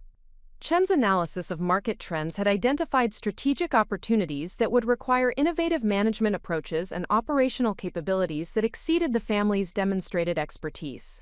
Her recommendations had emphasized the critical importance of professional leadership development or external management recruitment to maintain competitive performance. Thomas Bradley, representing pension fund investments that constituted significant ownership stakes in Ashford Industries, had expressed serious concerns about governance practices and succession planning adequacy. His fiduciary responsibilities required protection of investor interests through strategic oversight and performance accountability that the family's management approach had not provided. Bradley's assessment of company governance had identified systematic weaknesses in strategic planning processes and operational oversight that created financial risks and competitive vulnerabilities.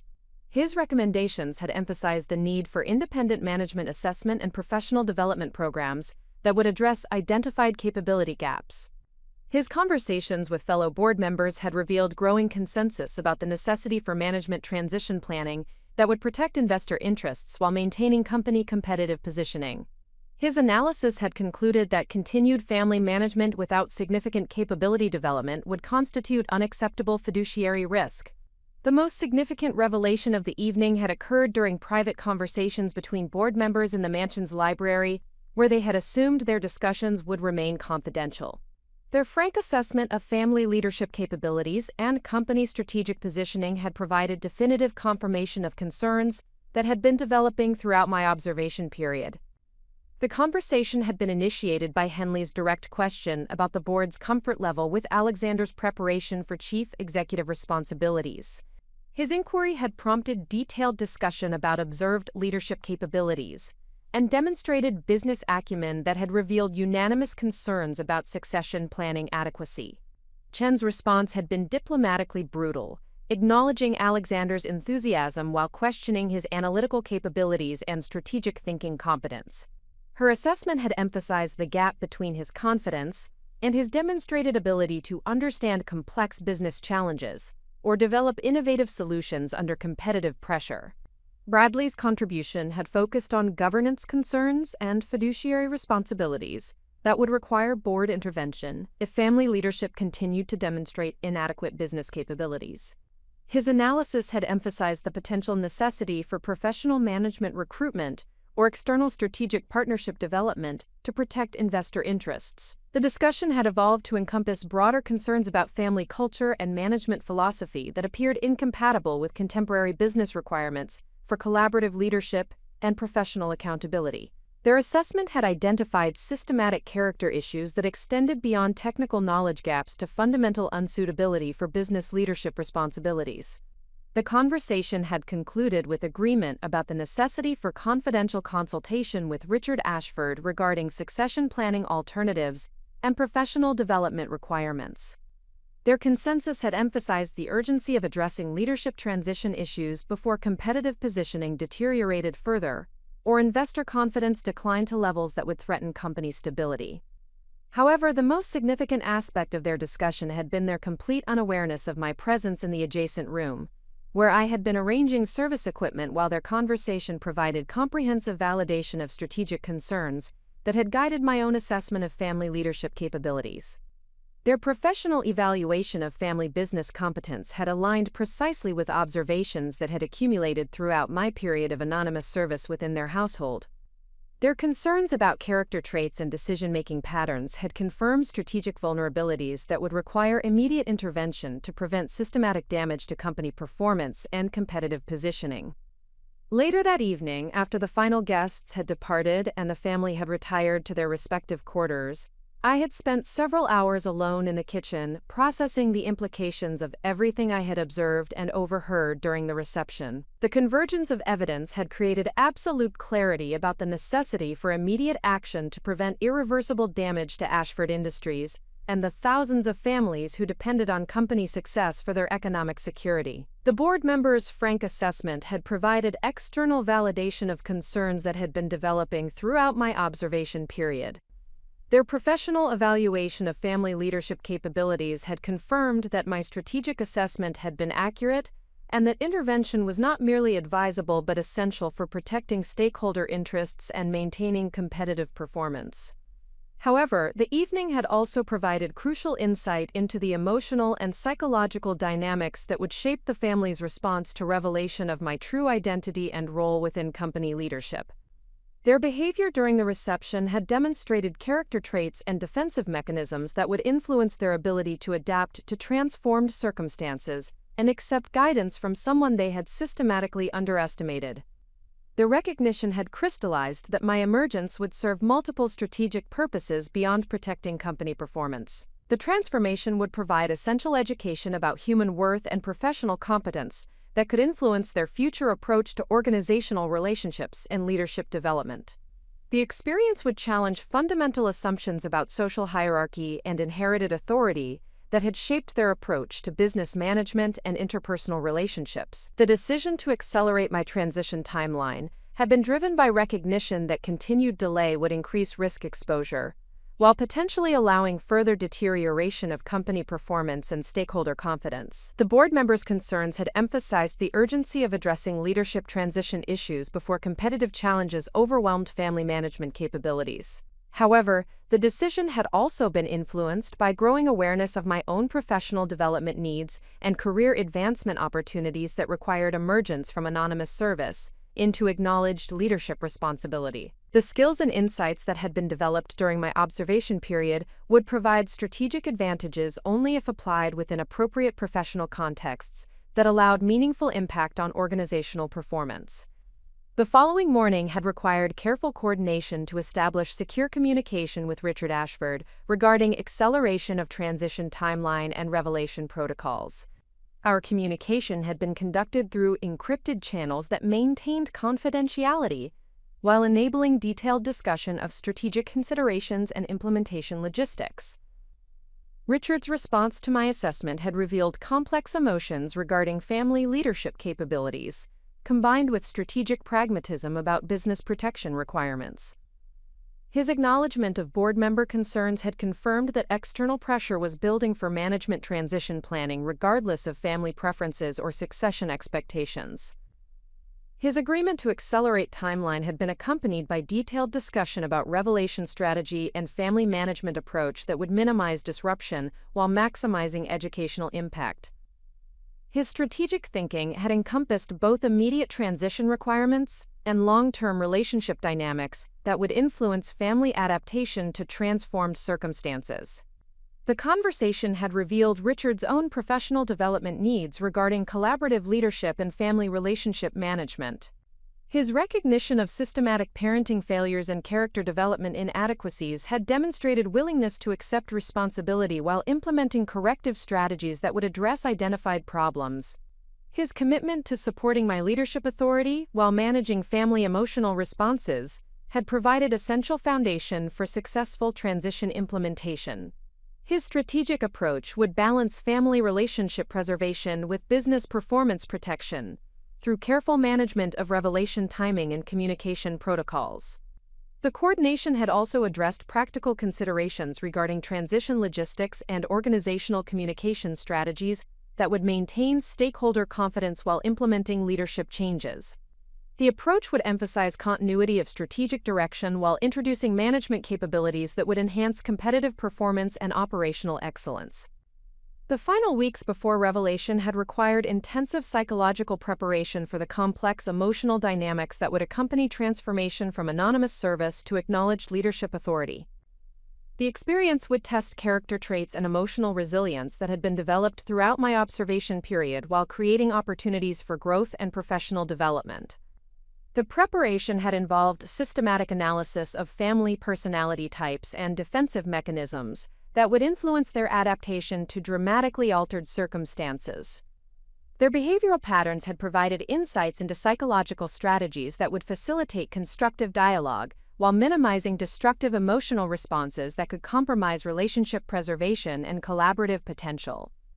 The approach had emphasized patience and educational guidance rather than retribution or emotional satisfaction from their discomfort.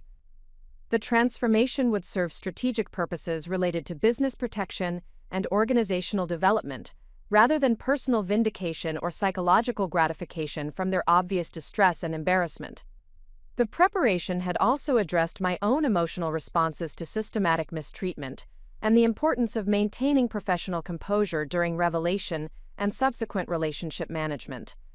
The experience would require emotional intelligence and conflict resolution skills that would prove valuable for future leadership challenges within competitive business environments. The recognition that transformation would serve broader purposes related to organizational culture development and industry leadership standards had provided motivational foundation that transcended personal considerations. The impact would extend beyond immediate family education to encompass demonstration of authentic leadership principles and professional competence recognition that could influence broader business community approaches to talent development and organizational excellence. The decision point had been reached through systematic analysis and strategic planning rather than emotional reaction or personal frustration. The transformation would proceed according to carefully designed protocols that would maximize positive outcomes while minimizing relationship damage and organizational disruption. The moment of truth was approaching, and everyone involved would discover the true relationship between competence and authority, between character and leadership, and between assumptions and reality within competitive business environments that reward authentic capability over inherited privilege. The systematic development of strategic capabilities during my employment within the Ashford household had required careful coordination of multiple learning initiatives while maintaining the facade of domestic service responsibilities. The approach had transformed apparent limitation into unprecedented opportunity for comprehensive business education that exceeded traditional academic or professional development programs in scope and practical application. The foundation of my hidden development strategy had been established through recognition that the Ashford Mansion functioned as an informal business laboratory where strategic decisions were discussed, operational challenges were revealed, and competitive intelligence was inadvertently shared during private conversations. The family's assumption that household staff possessed neither interest nor capability to understand business matters had created unprecedented access to confidential information and strategic insights. My position within their household had provided daily exposure to board meeting preparations, investor communication strategies, and operational performance assessments that would have been inaccessible through conventional business education or industry networking. The conversations I observed during family dinners included detailed analysis of market positioning challenges, competitive threats, and strategic partnership opportunities that represented advanced case study material for hospitality industry management. The development approach had been designed to complement my existing European hospitality experience with comprehensive understanding of American business culture, regulatory environments, and market dynamics.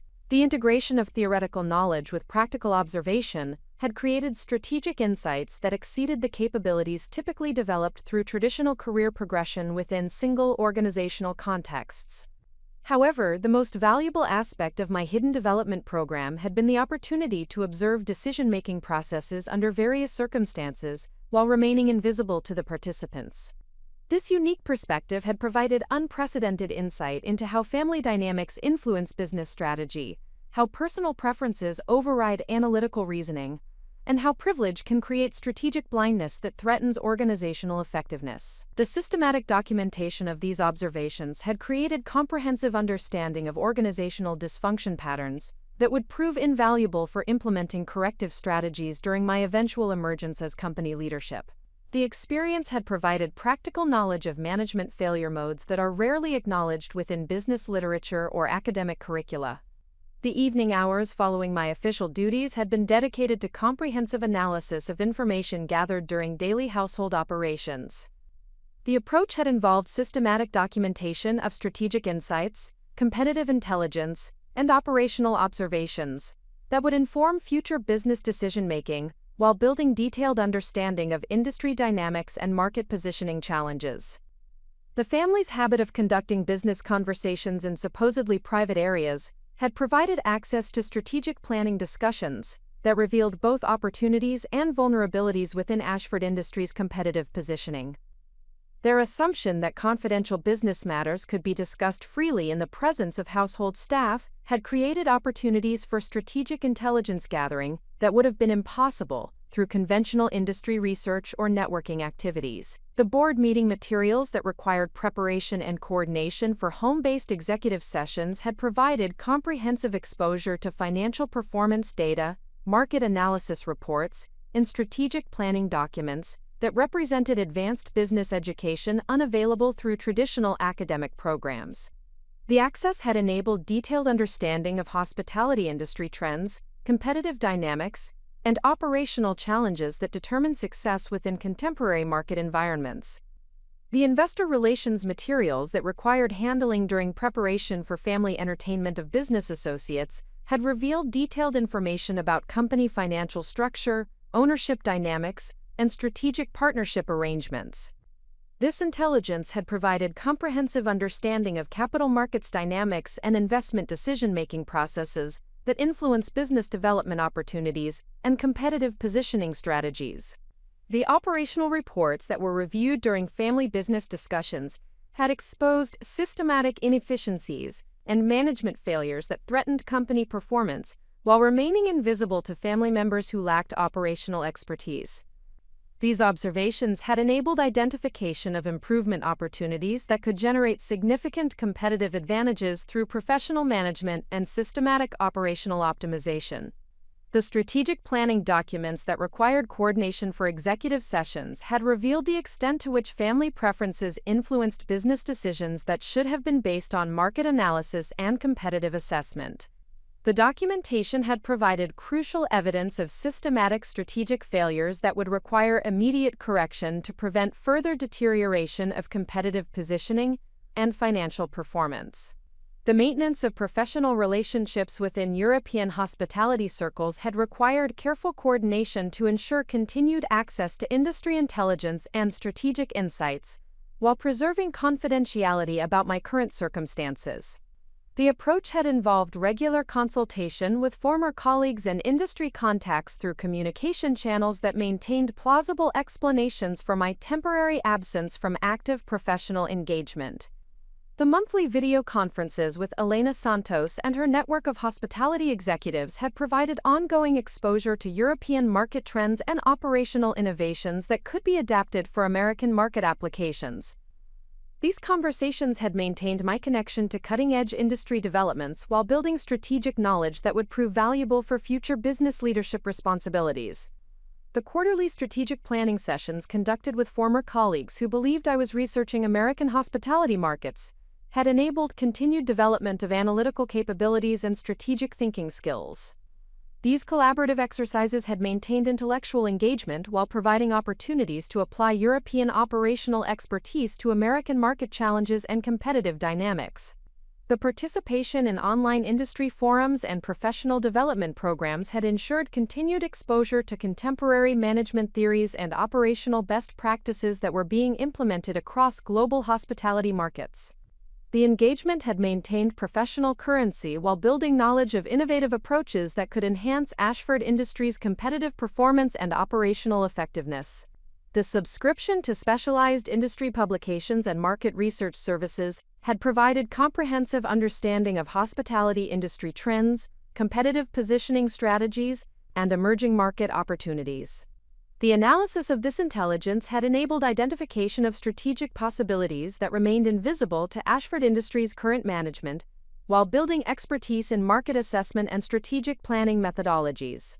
The cultivation of relationships with American hospitality executives through professional association events and industry conferences had created opportunities for strategic networking that would prove valuable during my eventual emergence as company leadership.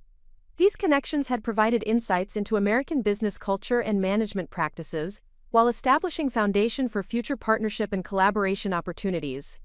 The transformation of household management responsibilities into strategic learning opportunities had required innovative approaches that enhanced operational efficiency while remaining invisible to family members who attributed successful outcomes to their superior planning and oversight.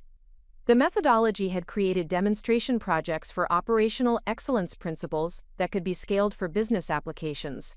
The implementation of systematic quality control processes for household operations had provided practical experience with performance measurement and continuous improvement methodologies that are essential for competitive business environments. The approach had involved development of standardized procedures, quality metrics, and performance tracking systems that ensured consistent service delivery while identifying optimization opportunities.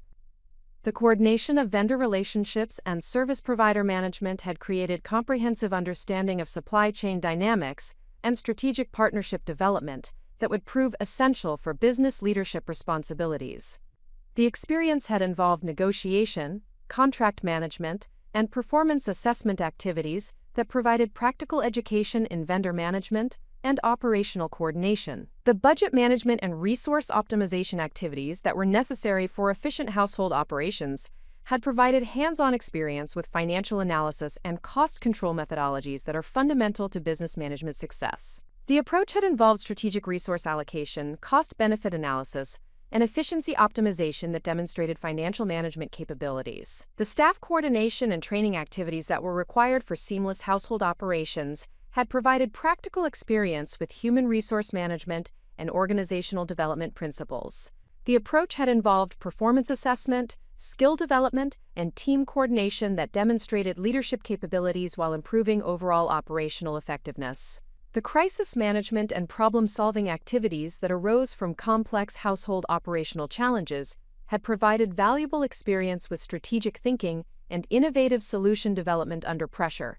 These situations had required rapid analysis, creative problem-solving, and resource coordination that demonstrated management capabilities while ensuring successful outcomes. The strategic use of technology for enhancing household operational efficiency had provided opportunities to develop digital innovation capabilities while demonstrating potential applications for business process optimization. The approach had involved implementation of systematic data collection, analytical assessment, and performance optimization through technological solutions that remained invisible to family members. The development of comprehensive scheduling and coordination systems had enabled management of complex household logistics, while providing experience with project management and operational coordination technologies. The systems had improved efficiency while creating demonstration projects for business process optimization through strategic technology integration. The implementation of inventory management and resource tracking systems had provided practical experience with supply chain optimization and operational analytics that are essential for competitive business environments. The approach had involved data collection, trend analysis, and predictive planning that demonstrated strategic thinking capabilities while improving household operational effectiveness. The creation of quality assurance and performance measurement systems had enabled systematic assessment of service delivery while providing experience with operational analytics and continuous improvement methodologies. The systems had enhanced service quality while creating foundation for business process optimization through systematic performance measurement and strategic improvement implementation. The development of communication and coordination protocols had improved household operational efficiency, while providing experience with organizational communication strategies and team coordination methodologies. The approach had involved system design, implementation management, and performance optimization that demonstrated management capabilities applicable to business environments. The integration of financial tracking and budget optimization systems had provided comprehensive experience with financial analysis and resource management that would prove essential for business leadership responsibilities. The systems had improved cost-effectiveness while demonstrating strategic financial management capabilities through systematic analysis and optimization implementation. The systematic analysis of Ashford Industries' competitive positioning had been conducted through careful observation of family business discussions, combined with independent research and industry intelligence gathering. The approach had created comprehensive understanding of company strengths, vulnerabilities, and strategic opportunities that remained invisible to current management, while building foundation for future strategic planning initiatives. The assessment of operational efficiency opportunities had identified systematic improvements that could enhance competitive performance while reducing operational costs. The analysis had revealed management failures and process inefficiencies that represented significant opportunities for competitive advantage through professional management and operational optimization. The evaluation of market positioning strategies had identified potential improvements that could enhance customer satisfaction while strengthening competitive differentiation. The assessment had revealed strategic opportunities that remained unexploited due to management limitations, while building comprehensive understanding of market dynamics and competitive positioning requirements. The analysis of financial performance trends had identified concerning patterns that threatened long-term sustainability while revealing optimization opportunities that could improve profitability through professional financial management and strategic resource allocation.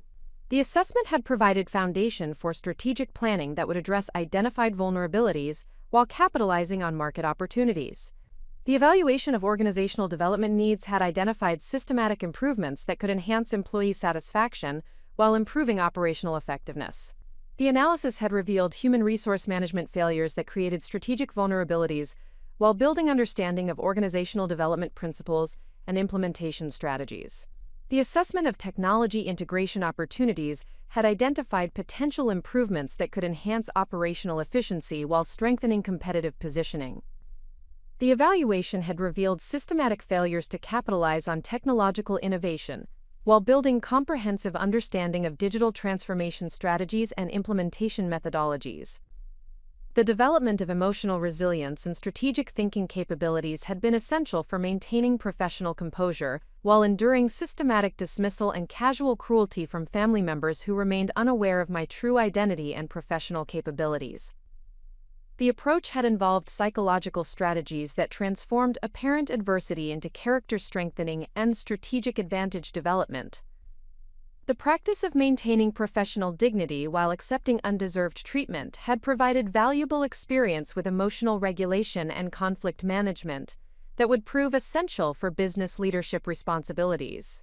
The discipline had involved strategic thinking about long-term objectives, while managing immediate emotional responses to challenging interpersonal dynamics.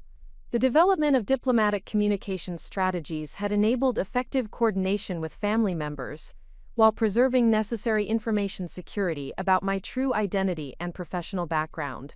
The approach had involved careful balance between cooperative service delivery and strategic information management that maintained operational effectiveness while protecting confidential aspects of my mission.